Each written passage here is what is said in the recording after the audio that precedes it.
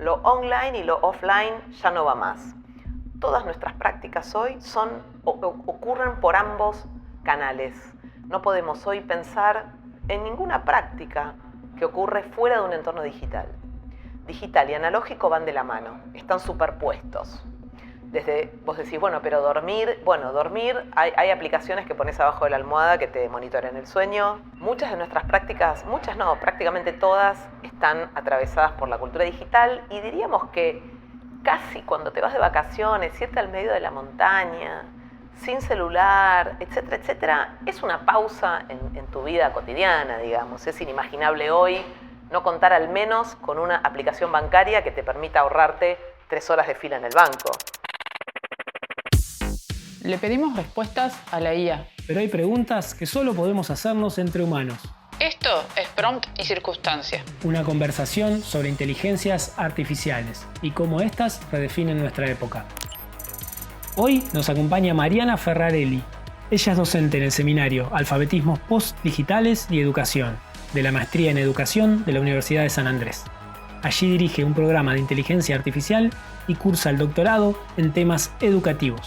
Es magíster en metodología de la investigación y diplomada en inteligencia artificial y sociedad.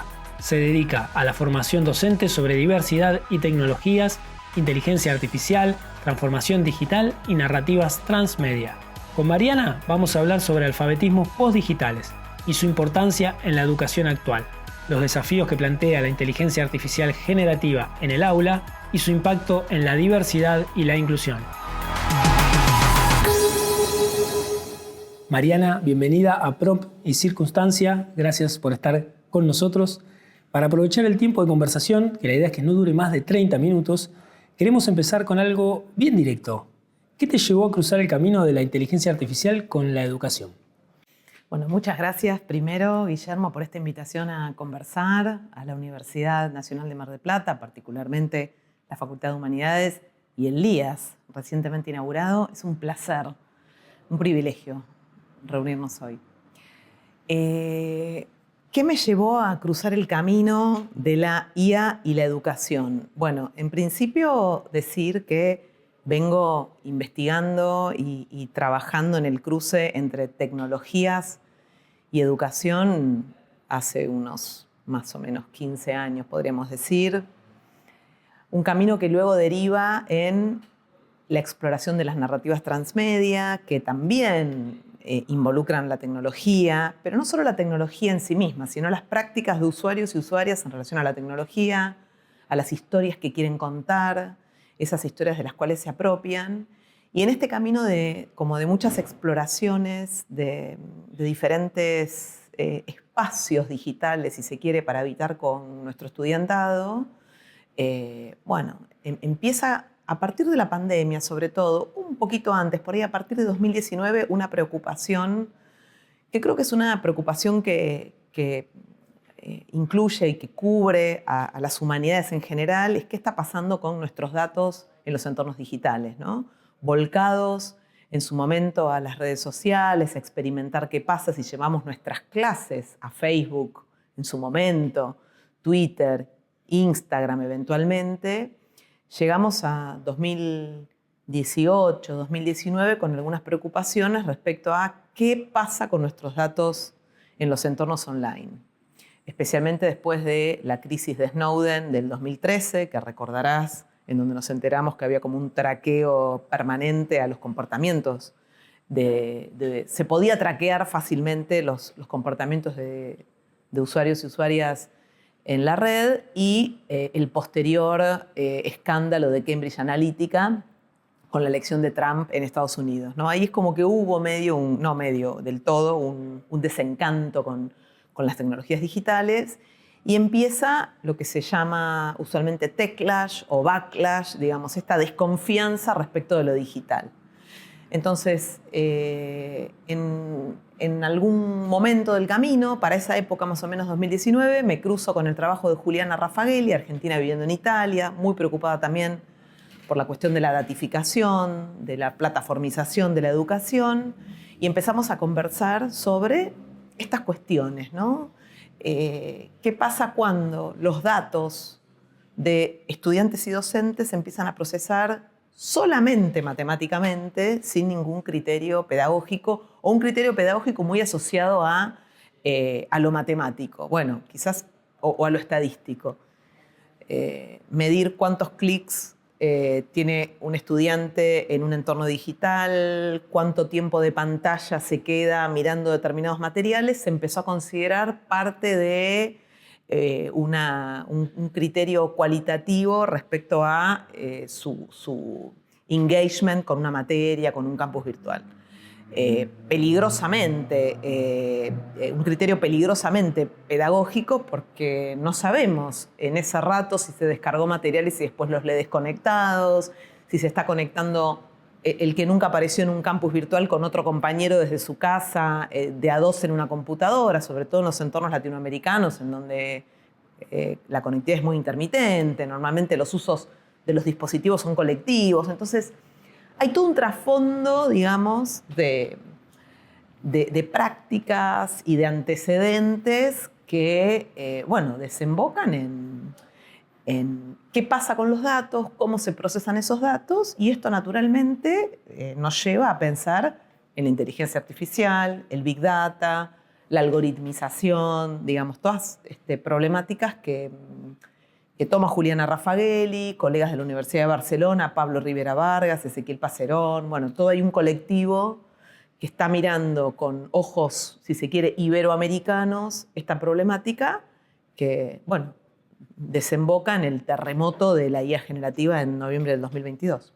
Claro, antes de eso mencionaste la pandemia, ¿no?, como un momento clave, fundante de todo esto. Queremos saber un poquito cómo viviste vos la pandemia. Yo recuerdo, mientras estabas hablando vos, bueno, imágenes esto de estar dando clases por WhatsApp en algún caso, en otro, bueno, estudiantes que tenían una distancia digital muy grande, entonces no podían acceder o no tenían computadoras, o esto que mencionabas vos, por ahí tenían una computadora para 3 o 4. Bueno, ¿qué nos dejó, digamos, la pandemia o qué te dejó a vos en cuanto a digitalización o reflexión sobre esto? Podríamos decir que, en principio, la verificación de las desigualdades que hay en cualquier sistema educativo, no solo en Argentina, en toda Latinoamérica, ¿no? Poblaciones totalmente desconectadas, muy difícil de llegar. Recuerdo que aquí en Argentina el Ministerio de Educación repartía cuadernillos impresos, ¿no? Incluso para sostener la continuidad pedagógica. Creo que por todos los medios se logró, de maneras fragmentadas y heterogéneas, llegar a la mayoría de los alumnos de alguna manera, a través de un campus virtual, aquellas instituciones que tenían un desarrollo más robusto y una cultura más asociada a lo digital, a través de cuadernillos, a través del WhatsApp, a través de sitios web improvisados con Google Sites, por ejemplo, con sitios de Google para poder sostener la continuidad de los estudiantes y las estudiantes. Así que, por un lado, verificar sospechas que teníamos y cuestiones que ya conocíamos, y por otro, un fenómeno que ocurrió, que es que, más allá de las brechas, ingresamos masivamente a las plataformas. Claro. Entonces, si previo, como decía yo, a la pandemia, 2018-2019, ya se estaba dando el fenómeno de la plataformización, digamos, de nuestras interacciones mediadas por plataformas digitales, sobre todo en redes sociales. Bueno, con la pandemia la educación terminó ingresando de lleno a lo digital. Con lo que tiene de bueno en términos de poder sostener la continuidad pedagógica, ofrecer formatos híbridos, desde la distancia poder acceder a una clase por Zoom, porque no podés trasladarte físicamente, pero sí podés estar en la clase, como decía, con todo lo que tiene de bueno y todo lo que tiene de complejo, que es que todo lo que hacemos en un entorno digital deja huella, se puede traquear, se puede procesar. Eso está buenísimo para detectar trayectorias en riesgo, por ejemplo, cuando un estudiante te das cuenta que se desengancha porque ya el sistema te alerta que hace una semana que no entra, 2 semanas que se desconectó. Pero, por otro lado, perdés un poco la intimidad de ese momento con tus estudiantes, o la intimidad de cada uno cuando ingresa a un entorno para aprender, porque accedes desde un tablero de Moodle incluso, a la hora de la última conexión, la dirección de IP, dónde fue haciendo clic, digamos, se pierde como un poco esa privacidad, esa intimidad del proceso de aprendizaje. Claro, un montón de huellas digitales, digamos, en la interacción. Y vos después hablás de alfabetismos postdigitales, ¿no? En esta intersección entre las inteligencias artificiales y la educación. ¿A qué te referís con eso? Bueno, este es un híbrido, digamos, un cruce entre algunas ideas que estoy desarrollando como parte de mi tesis de doctorado, que denomino alfabetismos aumentados, un poco buscando qué pasa con... ¿Qué implica leer y escribir hoy, ¿no? ¿Alcanza con leer y escribir en el sentido tradicional o tenemos que saber algo más? Bueno, hay un montón de otras cosas que tenemos que saber. Es medio un cruce entre esa idea que yo venía desarrollando de los alfabetismos aumentados y el enfoque postdigital, que ya tiene sus años y que desarrolla fuertemente Peter Handrick y todo su equipo, Jeremy Knox, Peter Goodyear, bueno, una serie de académicos, sobre todo de Europa, que plantean algunos puntos sobre la cultura digital hoy. Postdigital implica no que viene algo después de lo digital. El post en postdigital tiene que ver con un enfoque diferente de lo digital, que pone bajo sospecha lo digital y toma una posición más crítica. Ya no es solamente la novedad, sino, bueno, ¿qué hacemos nosotros con las tecnologías y qué hace la tecnología con nosotros y nosotras, ¿no? Ahí hay un punto de vista crítico que el enfoque postdigital enfatiza fuertemente. Otra característica que nos propone el enfoque postdigital para pensar la cultura digital hoy tiene que ver con dejar de lado el binarismo analógico online. Lo online y lo offline ya no va más. Todas nuestras prácticas hoy ocurren por ambos canales. No podemos hoy pensar en ninguna práctica que ocurre fuera de un entorno digital. Digital y analógico van de la mano, están superpuestos. Vos decís, bueno, pero dormir, hay aplicaciones que pones abajo de la almohada que te monitoran el sueño. Sí, hace poco me compré un reloj justamente que entre otras cosas te indica eso. Y un reloj barato, digamos, ¿no? Eso es también otro rasgo. Muchas de nuestras prácticas, muchas no, prácticamente todas están atravesadas por la cultura digital y diríamos que casi cuando te vas de vacaciones, irte al medio de la montaña, sin celular, etcétera, etcétera, es una pausa en tu vida cotidiana, digamos. Es inimaginable hoy no contar al menos con una aplicación bancaria que te permita ahorrarte 3 horas de fila en el banco o de pago, ¿no? No te vas a trasladar a llevarle el dinero a alguien si sabes que con una aplicación lo puedes resolver muy rápidamente, ¿no? Entonces hay algo ahí en donde lo digital ya está, reviste absolutamente todo lo que hacemos, ¿no? Entonces lo postdigital busca desnaturalizar todo esto.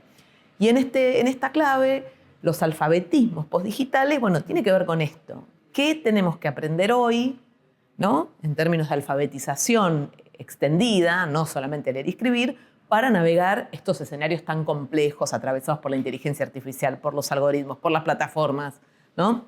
Por estos vínculos nuevos acelerados.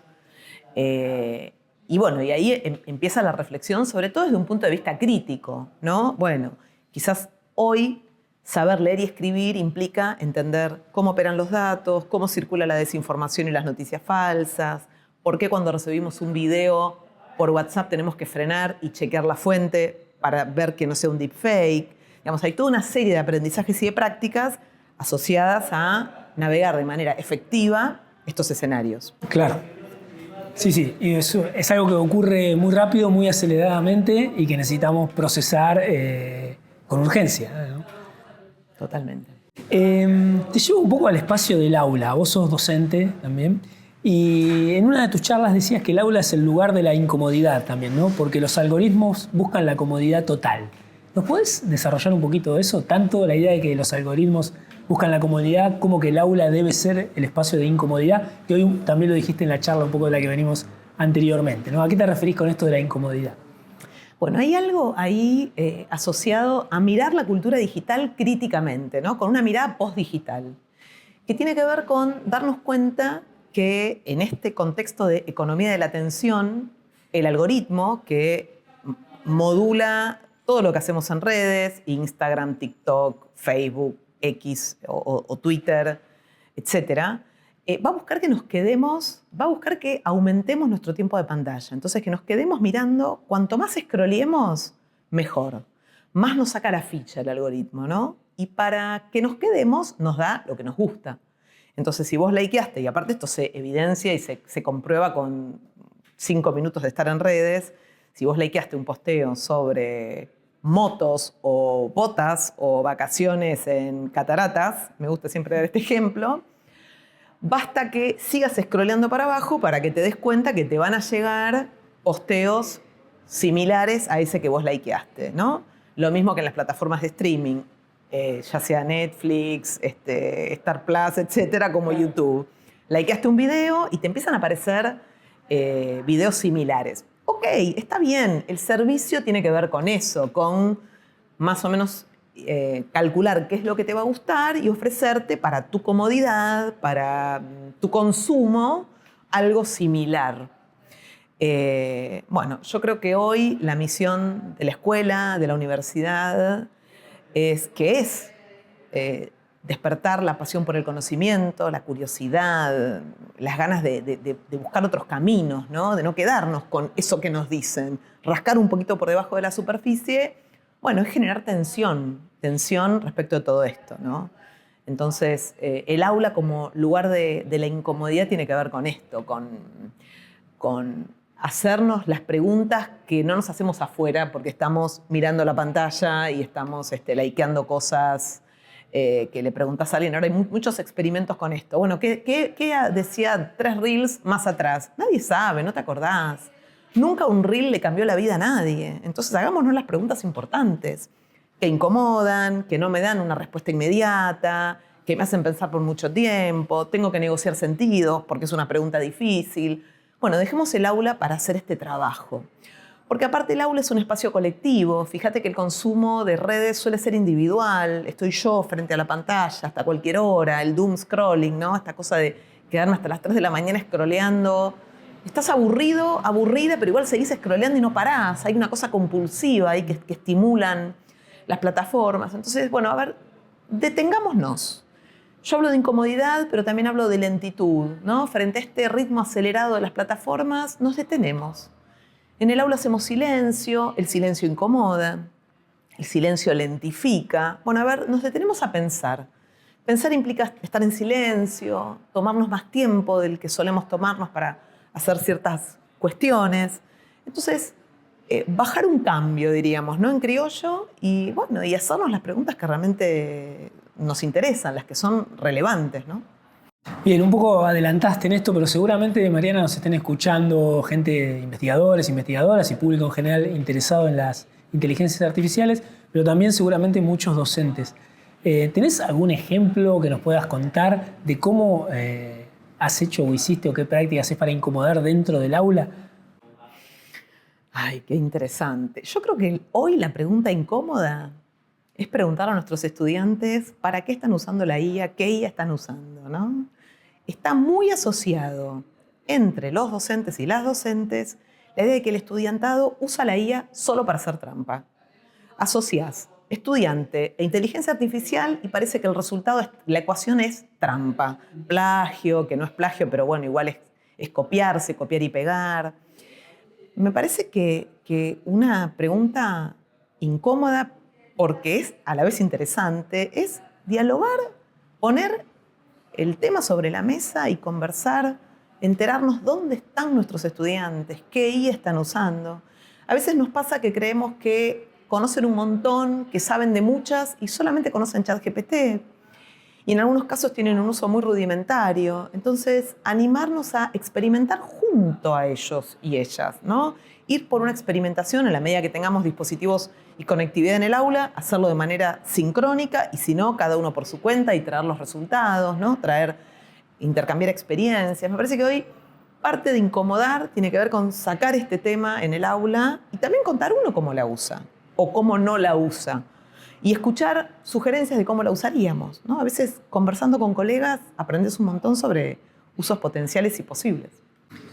Bien, hoy contabas también algo muy sugerente, digamos, en tu conversación de hoy más temprano en el Museo Mar de Mar del Plata, Sobre esta idea del chat GPT particularmente, ¿no? Como ese mar de palabras que corre sin cesar, digamos, ¿no? Y que aparece y que muchas son innecesarias, demasiadas y que hay que procesar, digamos. Y pensaba en algunos usos, ¿no? del chat que a veces uno no sabe bien qué preguntar y trata de fijar que el propio chat sea el que decida o elija qué le estás preguntando, o que te da fiaca elaborar un prompt y rápidamente lo intentás resolver porque el chat lo que tiene es que te devuelve algo casi en forma inmediata. Ni hablar que, bueno, en sus diferentes versiones si investiga más o menos o si está más o menos trabajado. ¿Qué sensación te sugiere a vos ese uso, ¿no? del chat y esa cantidad de palabras con las que nos llenan, que son palabras vacías, ¿no? Muchas veces?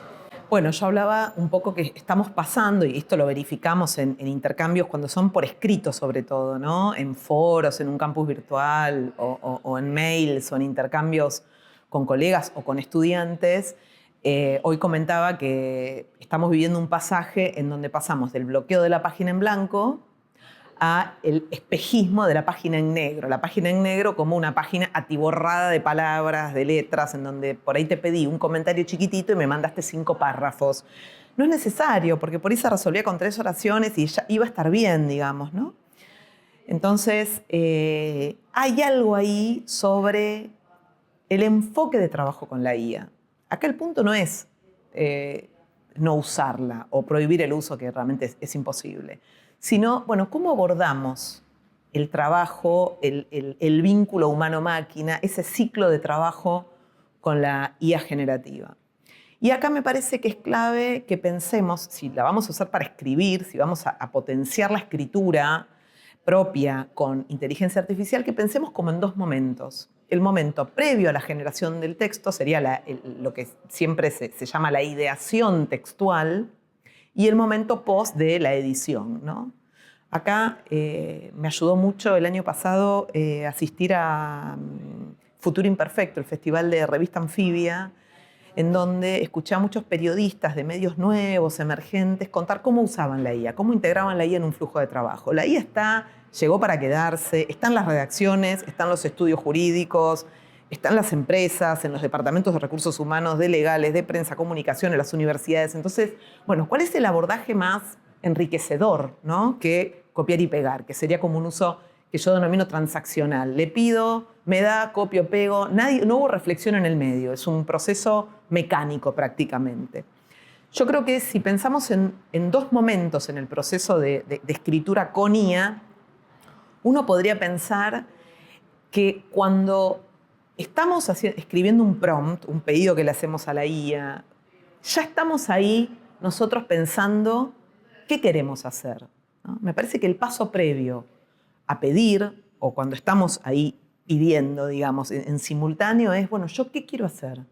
¿Qué ideas quiero potenciar con la IA? Si yo no decido las ideas sobre las que quiero hablar, si no pienso previamente un punteo de 3, 4, 5 cosas propias, creativas, diferentes que quiero decir, la IA me va a traer sobre ese tema un promedio de lo que existe en Internet, que va a estar bastante lavado, bastante ampuloso. Hoy decíamos adverbios exagerados, adjetivos repetitivos, mucho gerundio, crucial, fundamental. Me va a traer un promedio, muy promedio de lo que hay en Internet. Entonces hay un momento previo en donde yo registro qué quiero decir y eventualmente pido, y además si le puedo cargar documentos a la IA, le puedo armar una base de conocimientos rudimentaria, subiendo algunos PDF, alguna información, el material que usé con mis estudiantes en el aula. Entonces, a partir de ahí, la IA me va a traer algo relacionado con eso, va a hacer foco en eso.